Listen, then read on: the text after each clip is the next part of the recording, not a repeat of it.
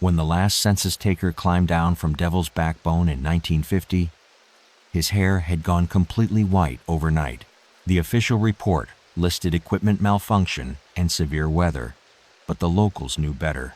They'd seen that look before. In the hollers and ridges of Appalachia, where morning mist clings to mountainsides like guilt to conscience, 4 families carved their names not into history books, but into the very bones of the earth itself. Before we venture deeper into these forgotten mountains, take a moment to let me know where you're watching from and what time it is in your corner of the world. If these stories chill you like they should, hit that like button and subscribe, because what we're uncovering tonight has been buried for good reason. These aren't the folklore families you've heard whispered around campfires, not the Hatfields or McCoys whose feuds became legend. These are the ones whose stories were buried so deep that even the mountains themselves seem reluctant to remember. The Cranfords of Blackwater Ridge, the Hollanders of Devil's Backbone, the Bristowes of Crow's Nest Hollow, and the Trenholms of Widow's Peak. 4 bloodlines whose very names still make old-timers cross themselves when the wind picks up after dark. The morning air in these forgotten corners of Appalachia carries the scent of wet leaves and something else, something metallic that locals learned never to investigate. Pine needles crunch underfoot with a sound like breaking bones, and the bark of ancient oaks feels rough as gravestone granite beneath trembling fingertips. Ezekiel Cranford understood this silence better than most. Born in 1893 to a family that had been whispering secrets into these mountains for generations, he learned early that some knowledge comes with a price. The Cranford homestead sat perched on Blackwater Ridge like a predator watching the valley below. Its windows dark even in daylight, its chimney smoking when no fire should burn. Local records from Boone County show that between 1920 and 1950, over 60 travelers went missing along the mountain roads that wound past Cranford land. The state police called it wilderness hazard, treacherous terrain, sudden weather, wild animals. But the locals knew better. They knew because they'd seen the tracks that led up to the ridge. Human tracks going up the mountain, nothing coming down. Some tracks just end. The first documented encounter with the Cranford family appears in a journal entry dated March 15, 1923. Met with E. Cranford regarding timber rights. Strange fellow, eyes like winter morning, cold and clear. Invited me to supper, but something about the way he smiled made my skin crawl. Declined politely. Camping by the creek tonight instead. That journal was found 3 months later.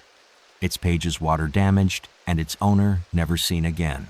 What makes these 4 families different from typical mountain clans isn't just their isolation or their suspicious wealth in a region known for poverty. It's the pattern. Every generation, without fail, produced individuals whose names appear in missing persons reports, unsolved disappearances, and incidents that local authorities learn to file away quietly. The pattern stretches back to the earliest settlement records, when pioneers first pushed into these uncharted mountains and found that some land had already been claimed. Consider this. Appalachia spans 13 states and houses millions of people. Yet these 4 families controlled territories that remained virtually untouched by outside influence for over 2 centuries. While railroads carved through neighboring valleys and coal companies stripped entire mountainsides, their land stayed pristine, untouchable, protected by something more effective than legal ownership. Euphemia Hollander knew the price of that protection. Born on Devil's Backbone in 1906, she learned her family's trade the same way other mountain children learned to hunt, through necessity and tradition passed down like cursed heirloom. The Hollander cabin squatted in a clearing where nothing grew except thorns and mushrooms that glowed faintly in the dark. But what protects land that valuable? What keeps investigators away and reporters silent? What makes grown men turn around at property lines and drive the long way around, even when they're running late? The answer lies not in the mountains themselves, but in what the families fed to them. The rope was still swaying when Sheriff Clyde Morrison reached the clearing, though no wind stirred the leaves that October morning in 1928. What hung from that ancient oak wasn't what made him sick. It was what was carved into the tree beneath it. Understanding these families means understanding that fear has a geography, and some places on the map were drawn in blood long before cartographers arrived. The sound of rushing water echoes constantly through Devil's Backbone, not from any visible creek, but from somewhere deep beneath the limestone bedrock. The air tastes of copper pennies and wet stone, while the ground itself feels unstable, as if the mountain might shift without warning. This was Hollander territory, where Euphemia learned that some family traditions require more than just willingness to participate. Devil's Backbone earned its name not from its jagged ridgeline, but from what early settlers found scattered along its slopes. Bones, yes, but arranged in patterns that suggested intelligence behind their placement. The Hollander family had claimed this land in 1847, arriving with wagons full of belongings, but no documentation of origin. When asked about their previous home, old Jeremiah Hollander would only smile and point toward the deeper mountains, where maps ended and rumors began. Euphemia's childhood was measured not in birthdays, but in ceremonies. The first documented account of her participation appears in a letter dated June 21st, 1914. The Hollander girl, barely 8 years old, stood perfectly still while her grandmother worked. Never seen a child so calm during such proceedings. Unnatural, if you ask me. Blood calls to blood. The writer of that letter, a traveling minister named Reverend Ashworth, disappeared 3 days later. His horse returned to town alone, saddlebags intact, but empty of the detailed journals he was known to keep. What made the Hollanders particularly dangerous wasn't their isolation or their wealth, though they possessed both in abundance. It was their integration. Unlike the other families who remained hidden in their mountain strongholds, the Hollanders sent representatives down to the settlements. They attended church socials, bought supplies in town, even served on local committees. Euphemia herself taught Sunday school for 7 years running. This visibility created something worse than fear. It created complicity. Consider the case of the Morgan family, who owned the general store in nearby Cedar Falls. Between 1925 and 1930, they sold the Hollanders over 300 pounds of salt, 50 gallons of vinegar, and countless lengths of rope. When questioned years later about these unusual orders, Ezra Morgan claimed he'd never thought to ask what they needed such supplies for. Euphemia always paid in cash, he said. Never caused any trouble. Sweet girl, really. But Ezra's wife, Martha, told a different story to her diary. E came in again today for more of that special salt, the kind that comes in the black bags. She smiled at little Timothy, and he hid behind my skirts. Children know. They always know. The Morgan store burned down in 1931. No cause was ever determined, but locals noted that it happened exactly 1 week after Martha Morgan started asking questions about her missing customers, the ones who'd placed special orders but never returned to collect them. Euphemia's most documented appearance in town records comes from the summer of 1929, when she served as a witness in a property dispute. The court transcript reveals something chilling. Miss Hollander, how long have you lived on Devil's Backbone? All my life, Your Honor. And your family's been there how long?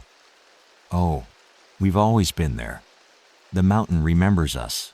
When pressed to clarify this statement, she simply repeated it verbatim. The judge noted her unusual phrasing, but accepted her testimony. The property dispute was resolved in the Hollanders' favor. Naturally, what the court records don't show is what happened to the 3 families who contested that claim. The Weatherbys moved away suddenly that fall, leaving their furniture behind. The Caldwell place was found empty one morning, breakfast still warm on the table, and the Harrises, they simply vanished between Sunday service and Monday morning, their beds unslept in, their doors left wide open. The local newspaper, The Cedar Falls Gazette ran exactly one story about these disappearances before its printing press mysteriously broke down. The replacement press never arrived, and the town went without a newspaper for the next 15 years. But here's what should terrify anyone studying these families. The people who enabled them weren't necessarily evil. They were ordinary folks trying to survive in a harsh place, and they learned that asking the wrong questions carried a price they couldn't afford to pay. When you're struggling to feed your family and keep your business afloat, do you really investigate where your best customer gets their money? When your children are hungry, do you ask why the charitable neighbor's meat always tastes so strange? What would you do? The true horror of the Hollander legacy isn't what they did to their victims. It's what they turned their community into. Edmund Bristow's hands were steady as stone when he signed the deed transfer on November 2nd, 1934. But the ink ran red despite the black pen he held. The lawyer who witnessed that signature would spend the rest of his life claiming it was just a trick of the light filtering through autumn leaves. These families didn't just inherit land. They inherited appetites that grew stronger with each passing generation. The hollow wind through Crow's Nest carries the sound of wing beats long after the last bird has fled for winter. Ancient hemlock trees drip with a sap that's too dark, too thick, while the rocky outcropping that gives the place its name casts shadows that seem to move independently of the sun's position. This was Bristow country, where Edmund learned that some family businesses require more than just a strong stomach and weak conscience. The Bristow legacy stretches back to 1852, when Thaddeus Bristow first claimed the hollow after what locals called the incident at Miller's Creek. Nobody talks about that incident anymore, but the old-timers remember their grandparents crossing themselves whenever they passed the spot where 13 graves appeared overnight, each marked with stones bearing symbols that hurt to look at directly. Edmund's education began early. A school attendance record from 1919 shows him present for only 37 days out of the entire academic year. When truant officers investigated, they found the boy helping his grandfather Obadiah with what they termed family obligations. The officers filed their report, but never returned to check on Edmund's progress. One of them, Officer Samuel Pritchard, took early retirement that same month and moved his family to Virginia without explanation. The Bristow method differed significantly from their mountain neighbors. Where the Cranfords relied on isolation and the Hollanders used integration, the Bristowes perfected manipulation. They didn't just take what they wanted. They convinced people to give it willingly. Willing gifts taste sweeter. Consider the case of the Claymore family, who owned the most profitable logging operation in 3 counties. In 1928, they approached Edmund about purchasing timber rights to a section of Crow's Nest Hollow. The negotiations took place over several months, with Edmund proving himself a shrewd but fair businessman. The final contract was signed on December 15, 1928, with Edmund receiving a substantial payment and the Claymores gaining access to some of the finest hardwood stands in Appalachia. The logging crew started work on January 8, 1929. By February 3rd, the entire operation had vanished. Not abandoned, vanished. The heavy equipment sat exactly where it had been left, tools laid out as if the workers had simply stepped away for lunch. Personal belongings remained undisturbed in the crew quarters. Hot coffee still steamed in metal cups. But 23 men had disappeared without leaving so much as a footprint leading away from the site. The Claymore family hired private investigators, contacted state authorities, even brought in tracking dogs from Tennessee. Nothing. The search was called off after 6 weeks when one of the investigators, a former military man named Alistair Cranley, was found wandering the streets of Charleston in his underwear, repeating the phrase, "The trees have eyes," over and over until his voice gave out. What makes this case particularly disturbing is the paper trail. Every man who disappeared had signed an updated will in the weeks before vanishing. Each will contained an unusual clause donating their remains for the betterment of the mountain ecosystem should they die while working in Appalachian forests. The lawyers who drew up these documents claimed the workers had specifically requested this language, though none could explain why. Edmund Bristowe attended every funeral. Empty casket funerals, naturally, since no bodies were ever recovered. He offered condolences to the families, contributed generously to the memorial fund, and even delivered a eulogy that brought tears to many eyes. Local newspaper coverage from the time describes him as a pillar of the community during this tragic period. But here's where the Bristowe genius revealed itself.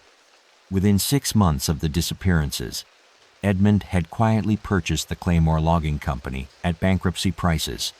The families of the missing workers, desperate for income, accepted jobs at the newly reorganized operation. They worked the same forests where their husbands and sons had vanished, using equipment that still bore their fingerprints. A diary entry from Agnes Claymore, dated August 12, 1929, reveals the psychological torture this created. Started work at the mill today. Mr. Bristowe was very kind, showed me how to operate Papa's old saw. Says I have a natural talent for the work. The strange thing is, I swear I can still smell Papa's pipe tobacco near his workstation. Sometimes I think I hear him humming while I work. Agnes Claymore worked at that mill for 37 years. She never married, never left the hollow, and according to local records, never stopped believing that her father might return home someday. When she died in 1966, she was found clutching a photograph of the missing logging crew, their faces worn smooth by decades of handling. The Bristowe family perfected something far worse than murder. They perfected hope. They gave the families of their victims just enough possibility, just enough doubt, to keep them bound to the hollow.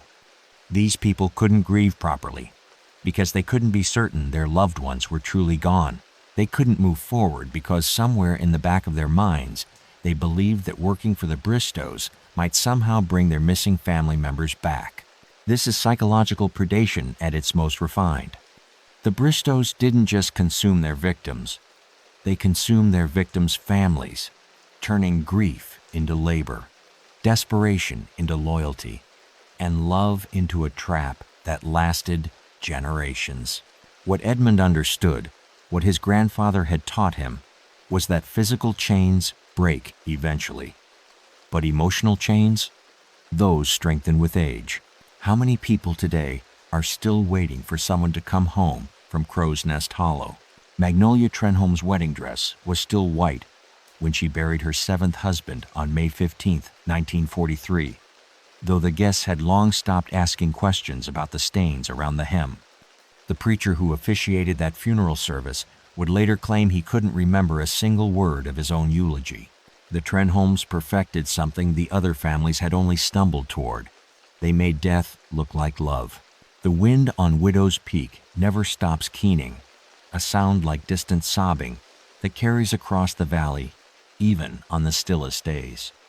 Wild roses grow in impossible abundance here, their thorns black as iron and their blooms so deep red they appear nearly purple in certain light. The soil feels soft underfoot, too soft, as if the ground itself were mourning something buried just beneath the surface. This was Trenholm territory, where Magnolia learned that some appetites masquerade as affection. The Trenholm family cemetery tells the story better than any courthouse record. Established in 1849, it contains over 200 graves, yet town records show the family never numbered more than 12 members at any given time. The headstones bear names like beloved husband, cherished suitor, and devoted companion. But the death dates reveal a troubling pattern. Most of these beloved men lived exactly 18 months after marrying into the family. Magnolia's grandmother, Philomena Trenholm, established the family tradition with her first marriage in 1871. According to the marriage certificate filed in Mercer County, she wed Jonathan Ashworth on September 23rd of that year. The death certificate, filed 18 months and 3 days later, lists cause of death as wasting sickness, a diagnosis that would appear on every subsequent death certificate filed by the Trenholm women. Love always hungers, Dr. Lucinda Fenwick, the only female physician in the county, grew suspicious after examining her sixth Trenholm widower in 1938. Her private notes, discovered after her own mysterious disappearance in 1941, revealed disturbing patterns. Each subject presents identical symptoms: extreme weight loss, hair loss, fingernails that break at the slightest touch, and a peculiar discoloration of the skin that begins at the extremities and works inward. Most troubling is their mental state. Each man speaks of his wife with absolute devotion even as his body wastes away. When I suggest they might be ill, they become agitated, insisting they've never been happier.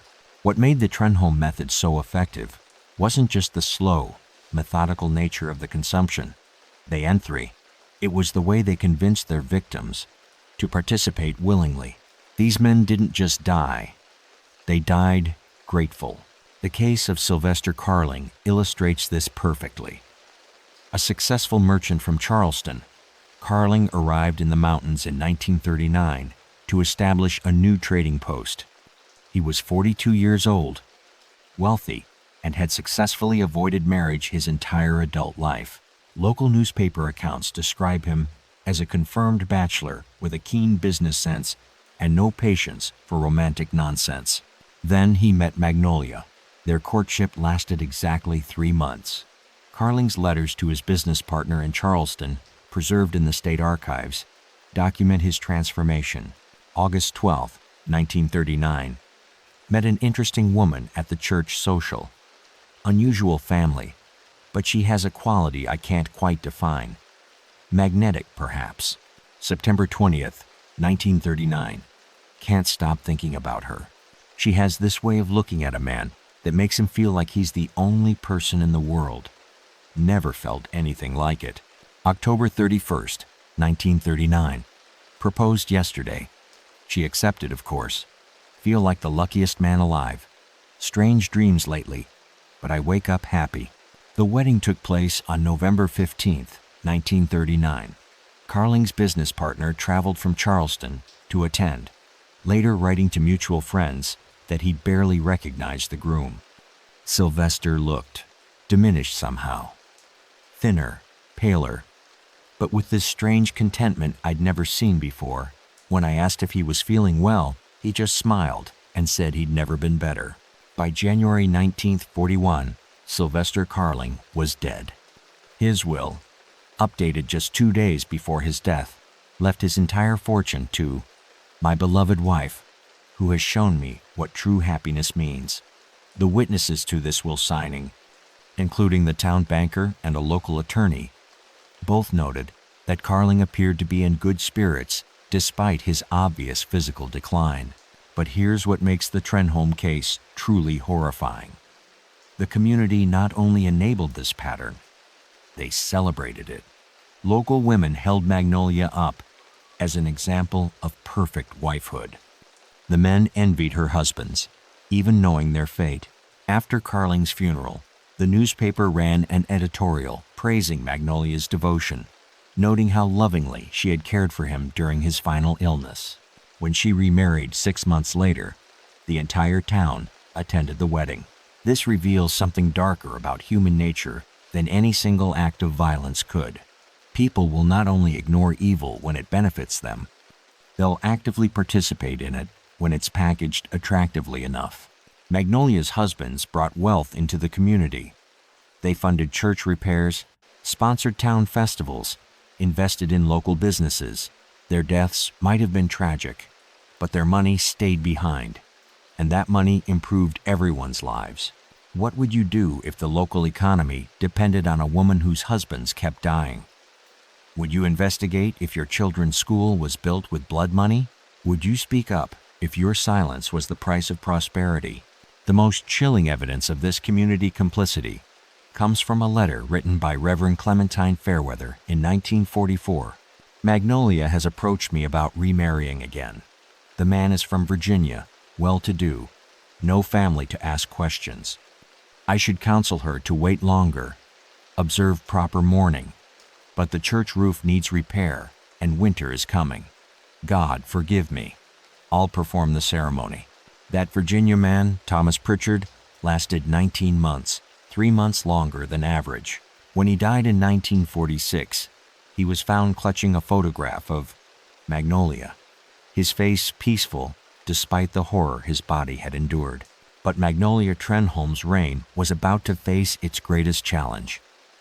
Someone was coming to Widow's Peak who knew exactly what questions to ask. Federal Agent Marcus Webb's coffee had gone cold hours ago, but he kept staring at the map spread across his hotel room desk, red pins marking a pattern that made his hands shake. 27 years of investigating the unexplained had taught him to trust coincidences about as much as he trusted loaded dice. When patterns span generations and cross state lines, they stop being local problems and become something far more dangerous. The musty smell of old paper filled Webb's cramped room at the Mountain View Inn, mixed with the bitter tang of burnt coffee and cigarette smoke that seemed permanently embedded in the wallpaper. Rain drummed against windows that hadn't been cleaned in decades, while the radiator clanked out an irregular rhythm that sounded almost like Morse code. This was Beckley, West Virginia, in February 1948, where Webb had come to investigate what the Bureau was calling the Appalachian anomaly. Webb hadn't started this investigation looking for monsters. He'd been tracking interstate fraud, a seemingly straightforward case involving forged death certificates and insurance claims that stretched across 4 states. But somewhere between examining the 15th suspicious will and the 30th mysterious disappearance, the pattern had emerged like a photograph developing in chemical baths. 4 family names kept appearing in his files. 4 mountain territories where the missing person rate exceeded national averages by over 3,000%. 4 communities where violent deaths were recorded as natural causes with disturbing regularity. The math doesn't lie. The breakthrough came when Webb discovered that all 4 families shared a common ancestor, a woman named Patience Ashworth, who had arrived in Appalachia in 1827. Ship records from Baltimore showed her traveling with 3 young daughters and no husband, claiming to be fleeing religious persecution in Massachusetts. What Webb found in the Salem courthouse records, however, painted a different picture entirely. Patience Ashworth had been scheduled to hang for witchcraft on October 13, 1826. The execution had been postponed when she claimed to be pregnant, then postponed again when she escaped from jail 3 days before the new execution date. The manhunt that followed turned up nothing, except a burned farmhouse and 3 empty graves that had been opened from the inside. Webb's investigation notes from February 20, 1948, reveal his growing understanding of the situation. These aren't random killings or even organized crime in any traditional sense. This is systematic predation spanning multiple generations. Each family has developed their own methods, but they're all serving the same appetite. The question isn't what they're doing, it's what they're feeding. The agent's first direct encounter with one of the families came when he decided to interview Magnolia Trenholm about her recently deceased 8th husband. The meeting was arranged through proper channels, with Webb presenting himself as an insurance investigator looking into a policy claim. Magnolia received him in her parlor on March 3, 1948, serving tea and homemade cookies while discussing her late husband's tragic wasting illness. Webb's report describes the experience in clinical terms that barely hide his terror. Subject appeared cooperative and forthcoming. Physical presentation normal, except for unusual warmth of skin temperature and what I can only describe as an electrical quality to her touch when shaking hands. Most disturbing was her emotional affect. She discussed her husband's death with appropriate sadness, but there was something underneath, a satisfaction she couldn't quite hide. When I mentioned having spoken with Dr. Fenwick about similar cases, her demeanor shifted noticeably. The temperature in the room seemed to drop, and I found myself having difficulty concentrating. Made excuse to leave early. What Webb didn't include in his official report was what happened when he stood to leave. Magnolia had walked him to the door, placed her hand on his arm, and whispered, "You should be careful asking questions about things that are already finished, Agent Webb. Some stones are better left unturned." She had never told her his real profession. He had introduced himself as an insurance investigator, shown forged credentials, maintained his cover perfectly, yet somehow she had known exactly who he was and why he was really there. That night, Webb's hotel room was visited by what he would later describe as impossible dreams. He found himself walking through endless corridors filled with family portraits, each painting showing the same 4 women at different ages. In the dreams, they spoke to him in voices like grinding stone, telling him about contracts older than the mountains themselves, about hungers that could never be satisfied, about the price of trying to end what should never have been allowed to begin. He woke up with scratches on his arms that spelled out a single word, leave. But Webb didn't leave. Instead, he did something that would either save dozens of lives or doom himself to become another mountain mystery. He reached out to the one person who might understand what he was dealing with, Father Henry, the former priest of Cypress Hollow, who had spent the last decade documenting similar cases across the South. The letter Webb sent to Henry on March 10, 1948, contained a single line that would change everything. "I know about the families. I know what they're feeding. Can you help me stop them?" Henry's response arrived 3 days later, written in handwriting that trembled with age and fear. "Meet me at the crossroads where all 4 territories touch. Midnight, April 1st. Come alone and bring everything you've learned. If we're going to end this, it has to be done properly. Some things require more than badges and bullets." What Webb didn't realize was that his investigation hadn't gone unnoticed by the families themselves. They had been watching him since his first inquiry, tracking his movements, monitoring his progress. And now, for the first time in over a century, they were going to work together. Because the one thing more dangerous than an ancient evil is an ancient evil that feels threatened. The 4 lanterns burning at the mountain crossroads cast shadows that moved in directions that the flame never flickered. And Father Henry knew he was walking into something that would either end the nightmare or make him part of it. Agent Webb arrived exactly at midnight, his federal badge gleaming dully in the supernatural light. When predators feel cornered, they don't just fight back, they evolve. The air at the crossroads tasted of copper pennies and old bones, while somewhere in the distance came the sound of drums that might have been heartbeats or might have been footsteps approaching through the forest. Frost covered the ground despite the April warmth, and both men's breath came out in visible puffs, as if the temperature had dropped 30 degrees in the space between one step and the next. This was the place where 4 territories touched, where the influence of 4 families had created something that existed outside normal geography. Henry had aged terribly in the decades since Cypress Hollow. His hair had gone completely white, his hands trembled constantly, and his eyes held the haunted quality of a man who had seen too much and forgotten too little. But his voice remained steady as he examined Webb's files by lantern light, nodding grimly at each piece of evidence. "You've done thorough work," Henry said, spreading photographs across a flat stone that seemed placed there for exactly this purpose. "But you're missing the most important part. This isn't just 4 families operating independently. They're connected, always have been." Webb pulled out a manila folder containing his most disturbing discoveries. Inside were birth certificates, marriage licenses, and property deeds spanning over a century. The pattern was subtle but unmistakable.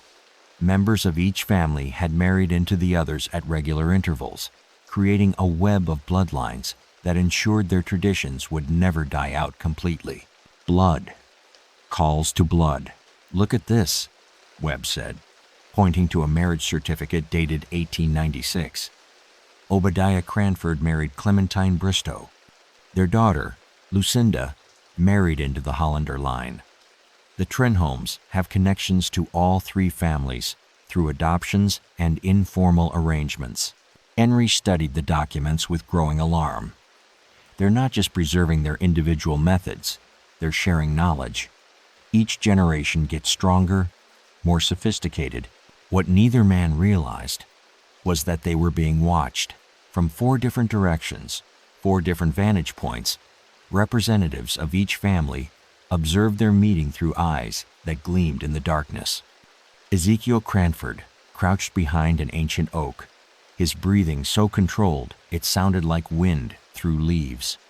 Euphemia Hollander hung suspended from a tree branch 20 feet above the ground, her body perfectly still despite the impossible position. Edmund Bristow lay flat against the earth itself, so motionless he might have been part of the landscape. And Magnolia Trenholm stood in plain sight at the edge of the clearing, confident that neither man would notice her presence until she chose to reveal herself. The families had called a gathering for the first time in 73 years. Webb continued his presentation, unaware of their audience.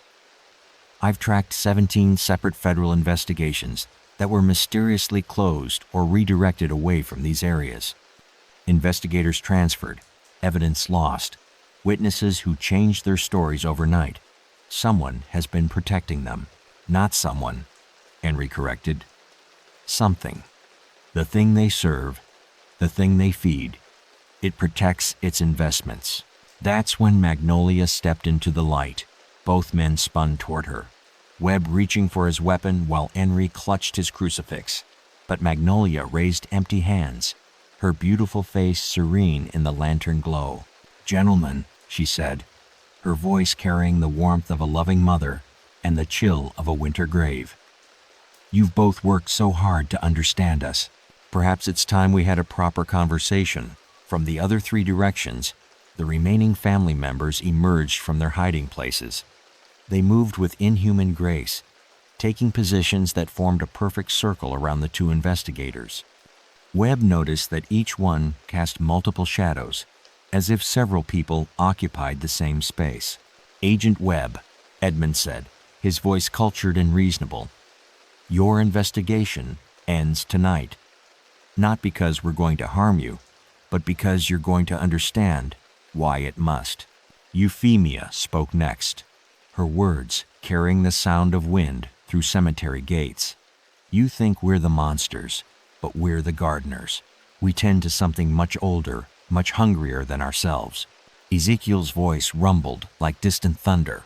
"Before the Cherokee walked these mountains, it was here. Before the first European settlers, it waited. We didn't create this hunger. We inherited the responsibility of feeding it. What happened next would haunt Marcus Webb for the rest of his unnaturally long life." The families didn't threaten him or Father Henry. Instead, they showed them the truth. The ground at the crossroads began to split open, revealing not earth or stone, but a darkness that seemed to pulse with its own malevolent life. From that darkness came a sound, not quite music, not quite screaming, but something that made both men understand exactly what they were dealing with. "It sleeps most of the time," Magnolia explained conversationally, as if discussing a beloved pet. "But it must be fed regularly, or it wakes up properly. The last time it woke up completely was 1814. You might remember that as the year without a summer. Crops failed worldwide. People starved by the millions. We keep it sleeping," Edmund added. "We provide what it needs in small, manageable portions. A few dozen people a year to prevent the deaths of millions. It's mathematics, gentlemen. Simple mathematics." Webb stared into that impossible darkness and felt his sanity trying to slip away like water through his fingers. Everything he had believed about justice, about right and wrong, about the nature of reality itself was crumbling. But Father Henry had lived through this revelation before. He stepped forward, raised his crucifix, and spoke words in Latin that made the darkness recoil. "There's always another choice," he said firmly. "There has to be." That's when the families showed them what happened to those who tried to make another choice. The bones that rose from the crossroads earth weren't scattered randomly. They were arranged in the perfect outline of a human figure, arms outstretched, as if reaching for salvation that never came. Agent Webb recognized the badge corroded to the ribcage before Father Henry could stop him from looking closer. Some lessons are written in calcium and regret, taught by those who learned too late that certain evils are protected by more than just secrecy. The metallic scent of old blood mixed with the sweet rot of decomposing leaves, while the ground beneath their feet felt spongy, as if countless bodies had fertilized this particular patch of mountain soil over the decades. A wind that couldn't be natural carried voices speaking in languages that predated English, predated Cherokee, predated any human tongue that should exist in these mountains. This was where the families brought those who asked too many questions, where the thing beneath the earth received its most important offerings. Federal Agent Timothy Morrison, Magnolia said, reading the corroded badge with the tone of someone reciting a grocery list, arrived in 1931 to investigate missing persons reports. Very thorough investigator, very persistent. More bone arrangements emerged from the earth as the families gestured, each one telling the story of someone who had tried to expose them.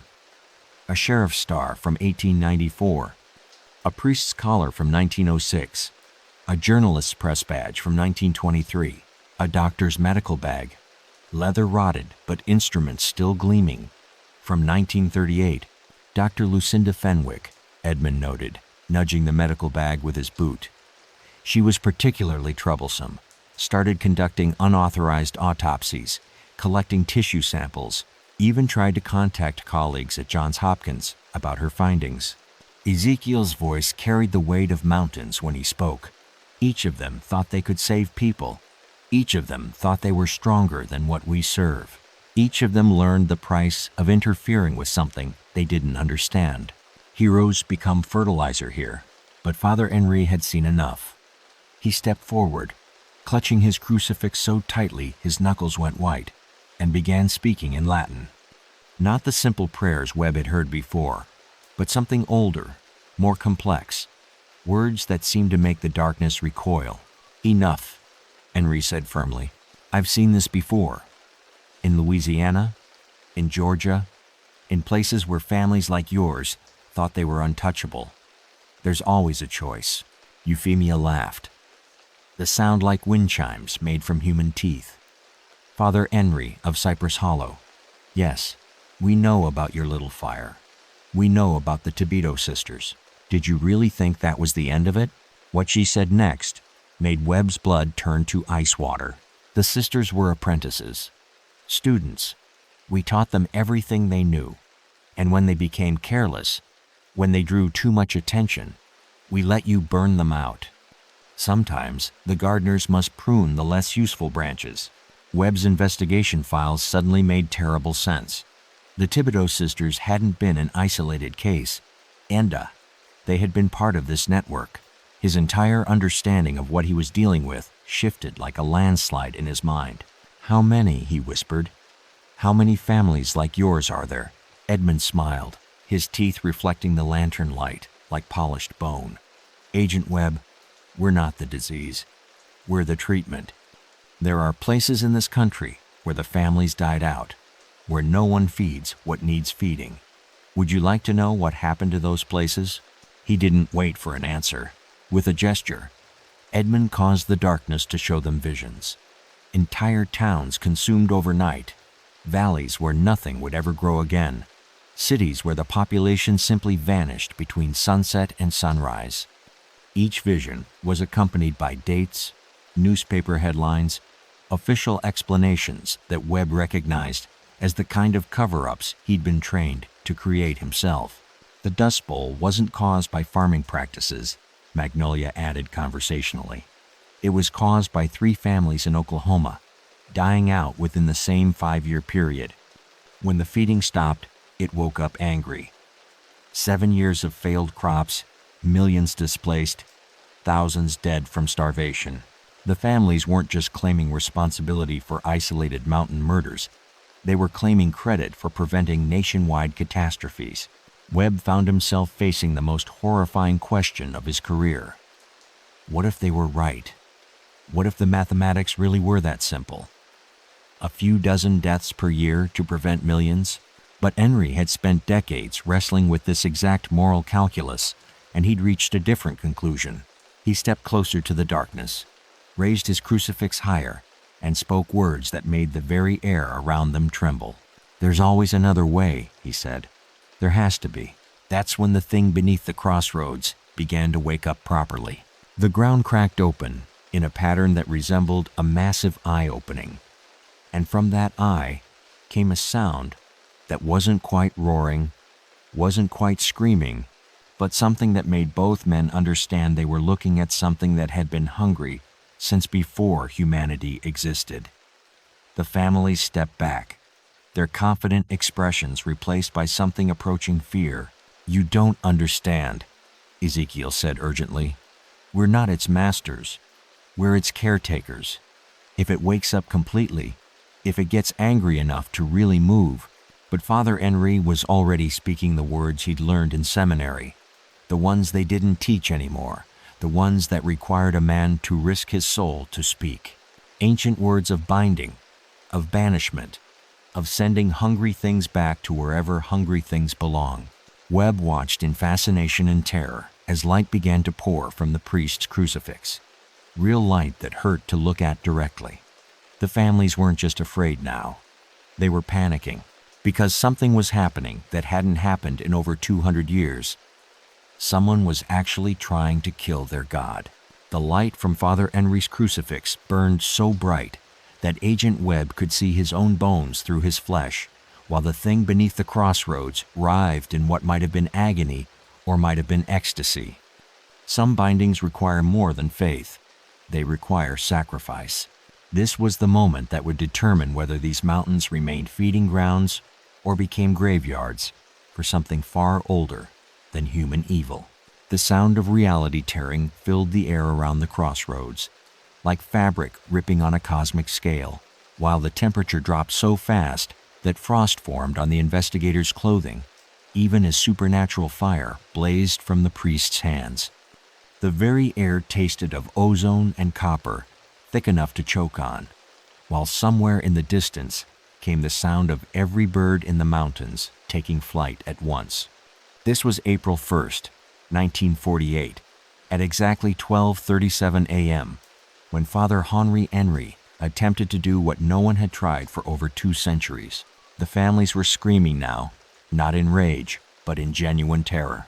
As the binding ritual continued, their bodies began to change, revealing what they truly were beneath their human facades. Skin became translucent, showing networks of veins that pulsed with something darker than blood. Eyes reflected light, like those of nocturnal predators. Fingers extended into claws that could rend stone. "You don't understand," Magnolia shrieked, her beautiful voice distorting into something like grinding metal. "Without us, without the feeding, it will consume everything. We're not the evil here. We're the dam holding back the flood." But Henry had heard these arguments before, in Louisiana, in other forgotten places where families claimed they were protecting the world through selective murder. His response came in Latin words that made the darkness recoil further, ancient syllables that carried the weight of 2,000 years of faith. Webb watched in fascination as the priest's ritual began to work. The terrible eye beneath the crossroads was closing, the hungry darkness retreating deeper into whatever dimension it had emerged from. The bones of failed investigators were crumbling to dust, finally released from their eternal service. Some victories taste like ash. Then Euphemia did something that changed everything. She pulled a knife from beneath her tattered dress and drove it not into Henry or Webb, but into her own chest, directly through her heart.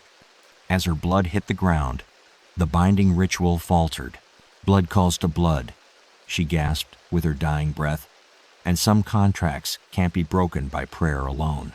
The other 3 families followed suit without hesitation. Edmund opened his throat with a ceremonial blade. Ezekiel drove his own claws into his abdomen. Magnolia simply placed her hands over her heart and spoke a word that stopped it beating instantly. As their blood soaked into the crossroads earth, the darkness surged back with renewed hunger. But something had changed. The binding ritual, though incomplete, had weakened whatever slept beneath the mountains. The thing was still there, still hungry, but it was no longer the cosmic horror it had been. It was diminished, limited, forced to work through subtler means. The 4 families died that night, but their blood sacrifice ensured their legacy would continue in different forms. Their children and grandchildren, scattered across Appalachia, would feel the call but not understand it. They would become drawn to these mountains, compelled to settle in these valleys, driven by appetites they couldn't name. Webb and Henry survived the encounter, but neither man was ever the same. Webb transferred to a desk job in Washington, spending the rest of his career filing reports that no one would ever read about threats that officially didn't exist. Henry disappeared entirely, though some say he spent his remaining years traveling from town to town, performing smaller binding rituals wherever the influence of the old family still lingered. The crossroads themselves were sealed by the federal government in 1949, officially designated as a geological hazard zone due to unstable ground conditions. The area remains off-limits to this day, though hikers sometimes report strange sounds coming from behind the chain-link fencing. But here's what neither investigator realized at the time. The family's final sacrifice didn't just preserve their god's existence, it evolved it. Instead of requiring a few dozen deaths per year, the entity learned to sustain itself on smaller portions of human suffering. Depression, addiction, suicide, domestic violence, the mystic, all the quiet tragedies that plague Appalachian communities to this day. The mathematics changed, but they never stopped working. What happens when you try to kill something that's learned to hide in plain sight? What happens when you force a predator to become more subtle rather than more aggressive? What happens when the thing you're fighting adapts faster than your ability to understand it? The 4 most feared families of Appalachia died on April 1st, 1948. But their work continues in ways that would make the original bloodlines seem almost merciful by comparison. Local authorities across 4 states still report unusually high rates of missing persons in areas once controlled by the Cranfords, Hollanders, Bristowes, and Trenholms, though these days the disappearances are spread out over larger territories and longer time periods to avoid drawing federal attention. And sometimes, when the mist rises heavy in these mountains and the temperature drops without warning, hikers report seeing figures moving through the trees, not quite human, but not entirely something else, carrying baskets and humming lullabies that sound almost familiar. We're only scratching the surface. The next case is even darker. Subscribe before it drops.